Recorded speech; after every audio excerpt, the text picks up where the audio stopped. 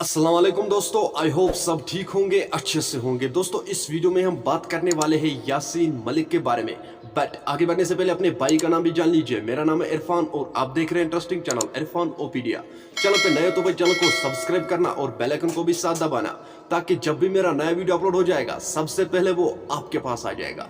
चलो दोस्तों अब करते हैं मुद्दे की बात। इस वीडियो में हम बात करने वाले हैं यासीन मलिक के बारे में। दोस्तों आप लोग जानते होंगे सुबह से पूरी दुनिया जो है वो इंतजार में थी। दोस्तों आप लोग जानते ही होंगे उनकी आज सुनवाई थी, आखिर कोर्ट ने फैसला ले ही लिया।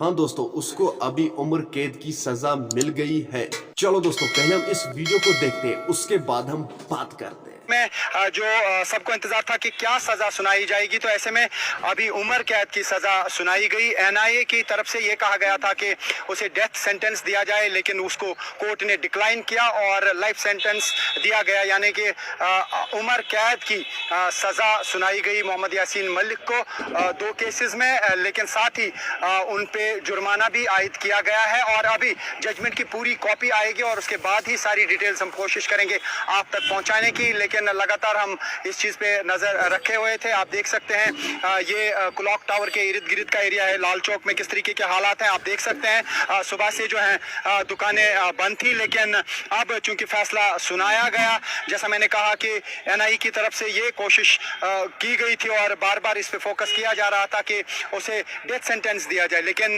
कोर्ट ने उसको डिक्लाइन किया। फिलहाल उम्र कैद की सजा जो है मोहम्मद यासीन मलिक जो हुर्रियत लीडर हैं उनको सुनाया गया और सबको इसका इंतजार था कि क्या फैसला सुनाया जाएगा, चूंकि उनको मुख्तलिफ केसेस में जो है वो गिरफ्तार किया गया था, वो जेल में लगातार बंद थे। दोस्तों आपने इस वीडियो को देखा है, आपकी क्या राय है इस वीडियो के बारे में कमेंट सेक्शन में जरूर जवाब दीजिएगा। मेरा आज का वीडियो इतना ही, मिलते हैं किसी अगले वीडियो में। तब तक के लिए अपना ख्याल रखना और अपने भाई को दुआ में याद रखना। बाकी अस्सलामु अलैकुम।